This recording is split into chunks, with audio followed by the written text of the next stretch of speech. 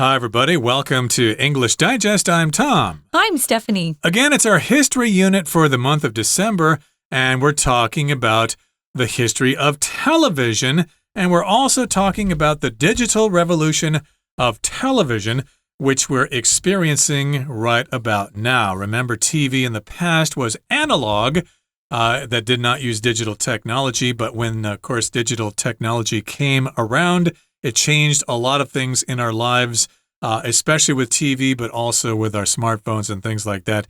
And last time we kind of talked about the history of early television, right?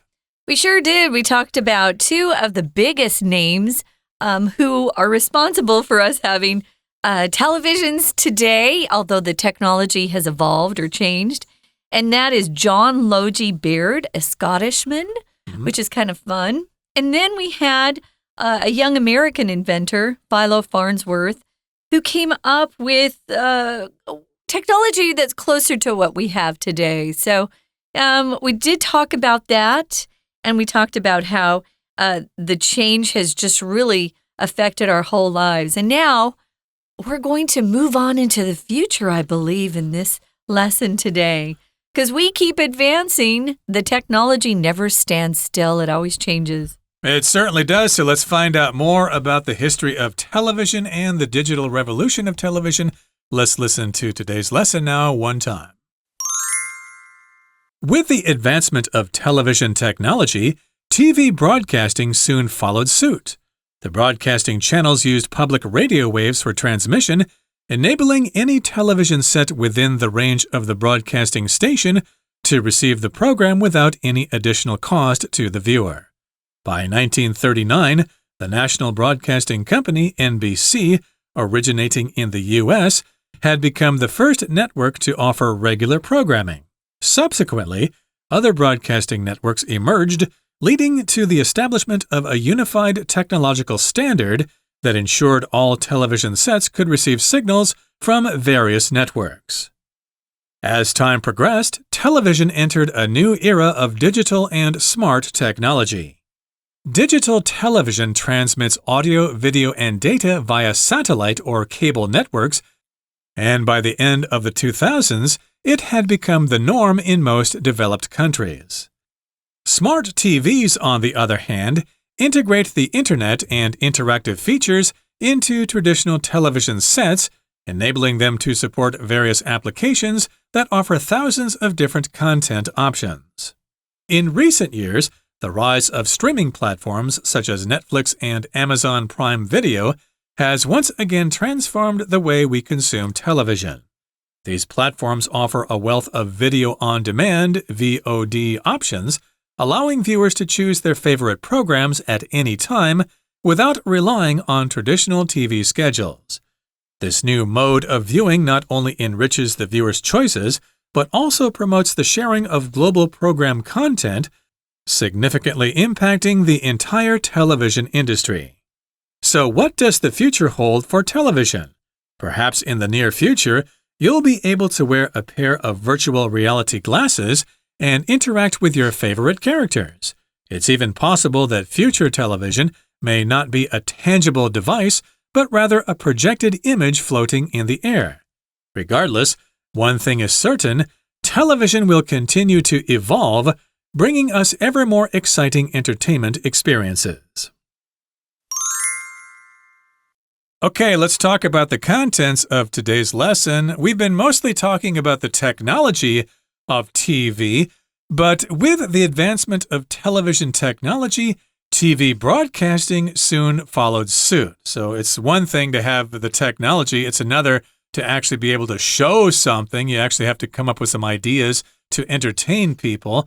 Or to give them news and information or whatever. Yep. So yeah, broadcasting soon followed, and broadcasting just means you distribute the signal to a wide audience, okay? So of course we have broadcasting when we talk about radio broadcasting, and we also have TV broadcasting. In the old days, of course, the signals came from towers, you know. You could get your TV signals if you had an antenna attached to your TV. Oh, I remember that. We called them rabbit ears. That's right, if they were right on your TV. At one of the houses I lived at when I was a kid, we had an antenna on the top of the house, and you really? had to use a little thing to change the direction of the antenna to be able to pick up different stations, like in Mankato or in Sioux City or Sioux Falls or Fort Dodge or whatever. Yeah. You had to point the antenna in different directions. But nowadays, of course, we've got cable TV, so it's pretty easy now. We don't need the antennas. But we're focusing specifically here on broadcasting. Do you know what, though? My dad was still using rabbit ears before he passed away, and that was a couple of years ago. Yeah, because he could still get some television channels just from outside, which he loved. He didn't like to waste money, and he hated cable TV. So, yeah, we're going to go on today and talk more about the technology and the advancements we've made. And I'm sure some of our young listeners are very well aware of these things.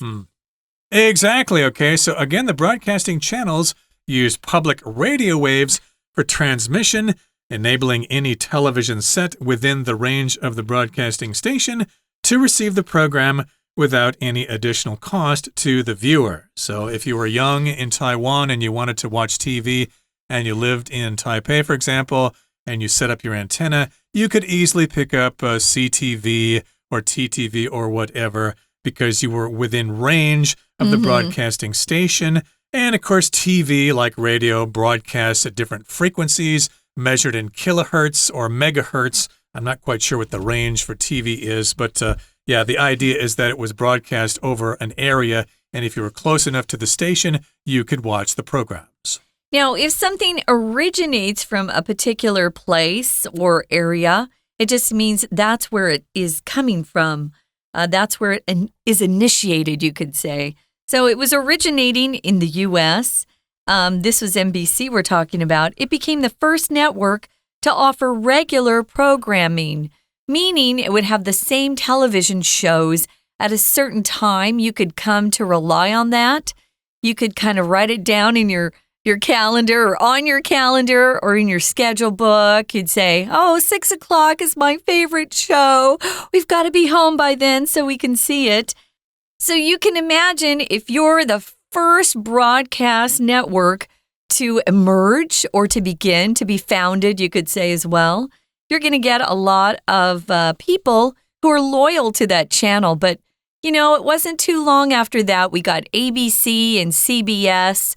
Those were our three big broadcasting channels, at least in the States. I know Tom mentioned the channels that were really popular at first here in Taiwan as well. Well, they're still around, of course, too, but of course you got lots of other cable channels to pick from. But yes, NBC began broadcasting back in 1939. I think I remember my grandmother telling me about watching Milton Berle on the old black and white TV when she was a kid. And again, this was the first network to offer regular programming. So yeah, you had to have your schedule out. And when was Milton Berle on? What time? Let's sit around in the living room and watch that.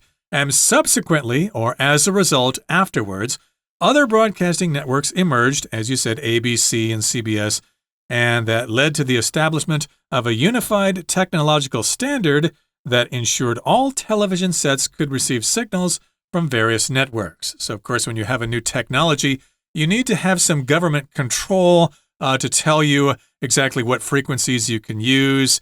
And so everything's together. And so you didn't have to have a separate TV set to watch CBS programs and then another one to watch NBC programs. You could all get them on one TV set. Yeah, that's much more convenient, isn't it? Although today we've got so many different ways to watch shows. And we used to call them all television shows, but I guess they're just dramas. Shows that you can watch. You don't necessarily see them on TVs. You might be streaming them or watching them on YouTube or some other online channel. You could be watching Rumble or BitChute. Those are also very popular. They have a lot of shows and movies and just podcasts you can be watching online. But back then, of course, they had to come up with some standards, this unified technological standard. If you don't have a standard, you don't have different companies like communicating. They're not on the same page, you could say, and it would lead to extra costs. Although look at our lives today. we're having to pay for so many different things now, Tom. I think that's on purpose. TV used to be free, and now we've got to pay for cable. We've got to pay for YouTube if you don't want the ads, which are really annoying. If you're watching a show and all of a sudden the advertisement comes up and you can't click on, you have to just stay and watch it. They force you unless you're willing to pay a fee. So, yeah, things have changed a lot. Let's move on to the next paragraph now. It says, as time progressed, as time moved forward, television entered a new era of digital and smart technology. So we're moving beyond the early days of TV in the 50s, 60s, 70s, etc.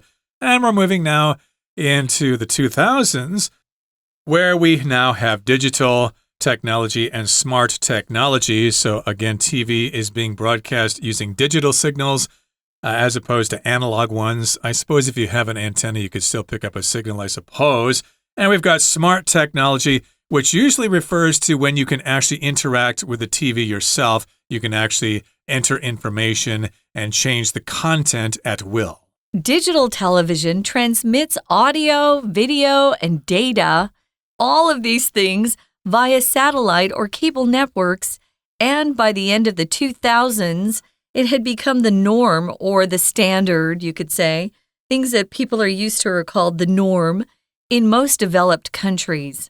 So if you transmit something, you broadcast or send out. It could be an electrical signal. It could be a radio broadcast or sending out signals that are received somewhere else. So transmit means to send out. So you were causing something to pass from one place to another place or from one person to another person. You could use all of those as examples of what it means to transmit. But they were doing these things via satellite. Satellites are in the sky. They're in space. So that wasn't possible, of course, just even, I would say, 40 years ago. We weren't using satellites to communicate so much. Although, no, I think we were on cable. We were using cable technology when CNN was doing their news broadcasts when I was in college. But things have changed now. We have satellites all over the sky and from different countries. So we've got abilities now that we didn't have before. Although my understanding is that most of the internet traffic we receive here in Taiwan goes through ocean cables and not up to satellites so much. But still, data, audio, and video can be transmitted by satellite or by cable networks, and we can receive the information. And by the end of the 2000s, it had become the norm in most developed countries. So it was pretty standard to have digital TV. We all take it for granted now. And smart TVs, on the other hand, integrate the internet and interactive features into traditional television sets, enabling them to support various applications that offer thousands of different content options. Now, I have to admit, I'm kind of behind the times on this. At home, we just have a regular TV that receives cable TV channels. We don't really have the smart TV option there, where you can have YouTube on your TV or you can order special programming at will. So this is something that's become quite common these days. It integrates or mixes together the internet and interactive features. So if something's interactive, that means you have communication going back and forth, not just in one direction. So, of course, you can watch the TV programs. If you don't like what you're watching, you can change the channel, or you can go onto YouTube and find something else to watch, or on Netflix or whatever. You can get programming on demand. Yeah, whenever you desire something is what on demand means. So if you're ready to watch a show, you sit yourself down and you log on to the internet, or you are watching your TV, your cable TV, and you can tell your system through the internet, hey, I want to watch this right now. We used to have to wait until a certain hour, and everybody would watch the same thing at the same time. One of the things we all get to do together is listen to our Chinese teachers. So we're going to take a break and listen now, and then we'll be back. Hello everyone, 我是派老师。今天讲解的是12月11号 Unit 6 Television's Digital Revolution Day 2。这个单元介绍的是电视。在 Day 1 的时候，我们了解到电视最初是谁发明的，用了什么样的技术。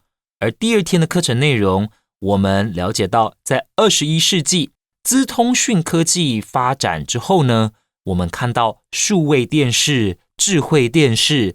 虽然在21世纪，电视不再是独占鳌头，不再呢完完全全的垄断我们的资讯还有娱乐管道的来源，但势必呢会持续结合其他科技继续演变，在人类社会当中呢还是有重要的一席之地。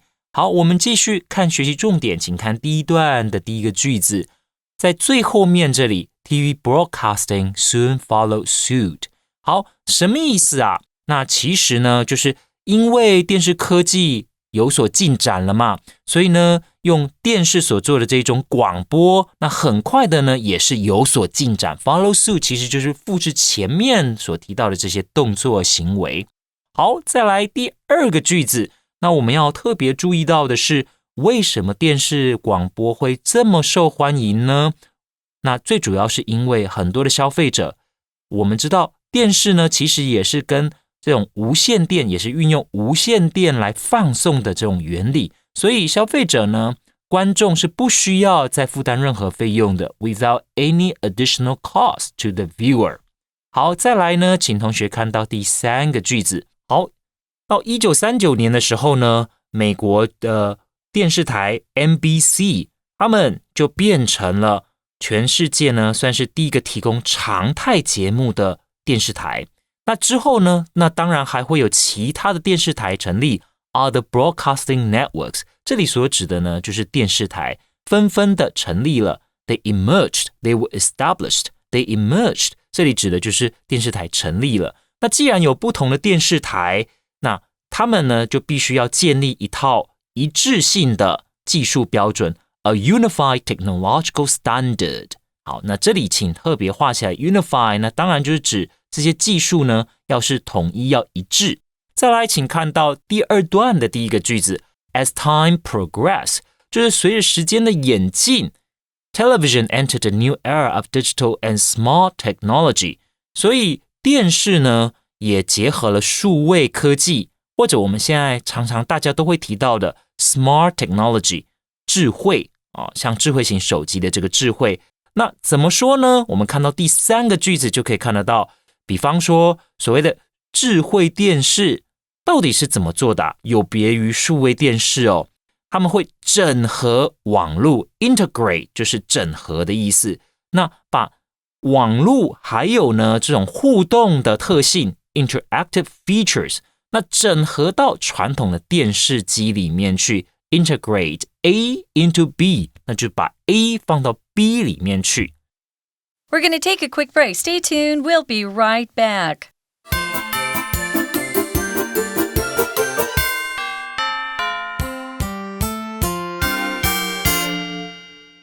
Welcome back, everybody. Again, we're talking about TV, and we just left off talking about smart TVs. They have interactive features, and you can support various applications with that program, and you have lots of different options for content. You can choose all sorts of different programs to watch. As you said before, you don't have to wait for a certain time to watch a certain TV program. You can just click on the screen, and you've got that program right there. Now, in recent years, the rise of streaming platforms such as Netflix, Amazon Prime Video has once again transformed the way we consume television. So yes, nowadays we have streaming, which means you can basically get programs from Netflix or from Amazon Prime. I think there's Disney Plus. Is that what it's called? These offer various streaming options. Again, you can choose the program or movie you want to watch when you want to watch it. You don't need to wait for the network to broadcast it at a certain time. Yeah, which is kind of convenient, I must say. So we've got these streaming platforms, Netflix, Amazon Prime are just two of them. And Hulu is one more. I don't have Hulu, but when I go home to America, I often use Hulu. They've again transformed the way we consume television. You're not eating your television, you're taking it in, so we can use consume there. And these platforms offer a wealth, which means they offer a lot. There's a great variety a video on demand, which is what VOD stands for. I don't use VOD. It's good to know. I just say on-demand video. But it allows viewers to choose their favorite programs at any time without relying on these TV schedules. One of the other things that are very popular is to indulge yourself and just to binge watch something.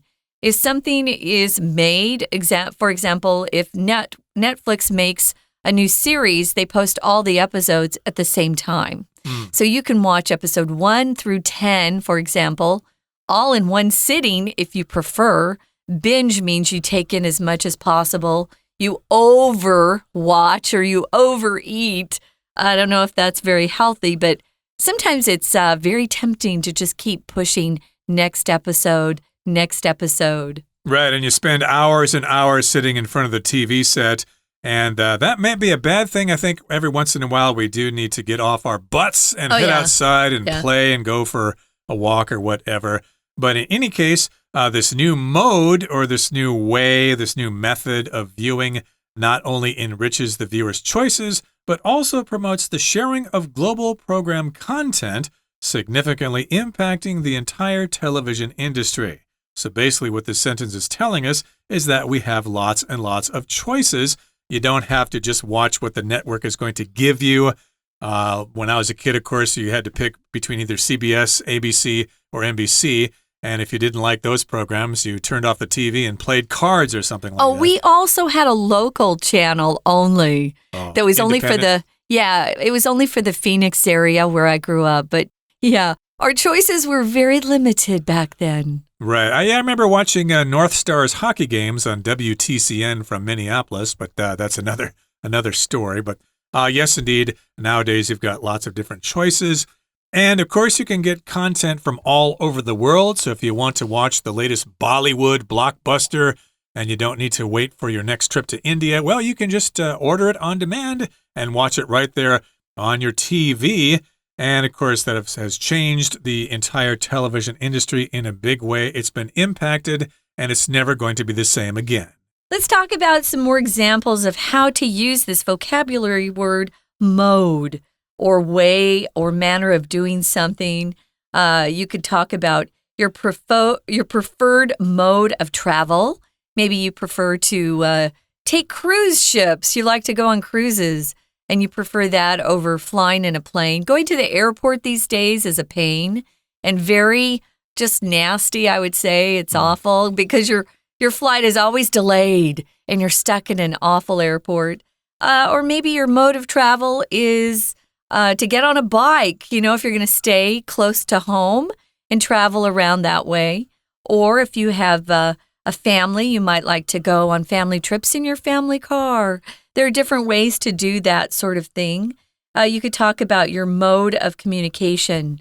So we have lots of different ways to communicate as well. So mode is used just to talk about different ways or manners of doing something. What's another example you can think of, Tom? Mode, well, you did mention the mode of communication. You can use the TV you can use the telephone or texting or whatever. Something can be automatic. It's on automatic mode. Right, or manual mode, etc., etc. We've got all sorts of uses for the word mode here. But again, we're talking about this new mode of viewing, which is basically video on demand or digital TV or whatever you want to call it. That gives us lots of choices. And again, we can see programs from all over the world. We don't just have to watch our own local programming. Like when I was a kid, of course, one of the programs we were forced to watch was the Bandwagon Show from Mankato. It was these polka bands playing songs for these crowds of old people dancing to these old German tunes because Minnesota had a lot of German immigrants there at the time. Oh, dear. Okay, so let's move on now to the final paragraph here. It says, so what does the future hold for television? Okay, so what's going to happen with television in the future? How are we going to be entertained on screens in the future? Well, what does the future hold? What's going to happen in the future? Sometimes it's hard to predict because life is changing so fast these days. Well, perhaps in the near future, we're not talking about, 10 years down the road, or probably not even 5 years down the road. You may be wearing a pair of virtual reality glasses and interact with your favorite characters. I know people who already are using this type of technology. It's not cheap yet, though. It's expensive. And I'm not sure I want to live like this. I want to be out with people. I feel like our world is becoming more and more gudan. It's lonely. People are just being on their own. Even the young kids are texting their friends rather than getting together and talking and playing around. Talking face-to-face. Or when they do get together and talk face-to-face, half the time they're staring down at their phone. Don't do that. I think it's very antisocial. And we're social animals as human beings. We love to be in groups of people. So be careful with that. But that's something that's already here. Tom and I have both recorded for these virtual reality programs. I know I did a virtual reality recording for an operation. It was for some surgeons to learn how to use something. Oh, interesting. Okay, so that's kind of related to virtual reality. So yeah, in the future, you'll be able to wear a pair of virtual reality glasses and interact with your favorite characters on TV. So if you're watching an episode of a Korean drama or something and you want to tell the girl, no, don't go out with that guy. He's a loser. He's just lying to you. Maybe you can actually appear on the set and tell the girl, snap out of it. Don't date that guy. He's a creep. But of course, they may not understand you because you're probably not able to speak Korean. But you get the point. You may actually be able to interact with your favorite characters. I'm not sure if that's such a good thing, but maybe you could actually have a conversation with somebody from overseas, and there could be a hologram or something of that person in front of you. It would be like you're actually having a conversation face-to-face when you're actually hundreds of miles apart. So it's even possible that future television may not be tangible. Tangible is something you can hold in your hands, but rather a projected image floating in the air, like the hologram Tom was talking about. But regardless, which means whether this is true or not, it doesn't matter what we just said. One thing is certain, television will continue to change and evolve and bring us ever more exciting entertainment experiences. That's for sure. Before we sign off here, guys, we're going to listen one more time to our Chinese teacher. 好，那我们来看第3段的第一个句子。In recent years， 近几年来，那串流平台兴起的 The rise of streaming platforms， 串流平台兴起了，大家熟悉的串流平台包括哪些啊？像 Netflix 网飞、Amazon Prime Video， 这些都是串流平台。那怎么样呢？我们看整个句子的主要动词 has once again transformed the way we consume television。 它们转化了，让我们做什么事情有所转变了，改变了我们呢原本看电视的方式。好，再来请同学看到第二个句子 These platforms offer a wealth of video on demand options。 所谓的 VOD， 那当然就是你想看什么就可以自己去挑选。那因为非常的多嘛，很多片子可以让我们去选择，很多节目可以让我们看。A wealth of 其实就是相当多的，有很多的选择。那再来呢，请同学看到第3个句子 This new mode of viewing， 这种新的观赏形态，那 only enriches the viewer's choices。 请同学把 choices 画起来，前面所用的动词呢是 enrich， 那其实就是让观众的选择变多了。所以这种新形态的观赏，就是你可以自己利用串流平台选想要看的节目，让观众有更多的选择。好，再来我们看第4段第一个句子 So what does the future hold for television？ 请同学把 What does the future hold for 画起来。这是很常见的一个英文的惯用句。其实我们中文简单说就是，那电视未来到底会怎么样呢？所以你可以看到后面的句子都是在预估未来电视可能会有什么样的发展。Perhaps in the near future， 在未来呢，或许会是穿戴式的。You might wear a pair of virtual reality glasses。 你可能呢会像眼镜一样把它戴在我们的头上。那再来呢，甚至于到时候可能呢不再有这种实体的装置 Okay, future television may not be a tangible device. 它可能不再是这种实体很具体的电子装置 but rather a projected image floating in the air. 到时候呢，可能就只是投影而已。好，那最后我们看到第二个句子，不管，因为未来没有人可以说得定，那不管未来到底怎么样，有一件事情就是确定的，电视一定会继续的改变演化，bringing us ever more exciting entertainment experiences.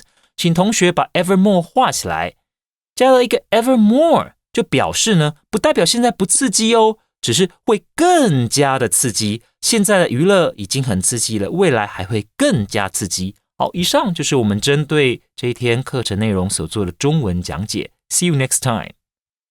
That is it for today, everybody. Thanks for joining us. And hey, maybe we have inspired you to turn off the radio and head into the living room and turn on the TV and watch your favorite program. But again, don't spend too many hours in front of the TV. Get out and get some fresh air. Yeah. From all of us here at English Digest, my name is Tom. And I'm Stephanie. Goodbye. See ya.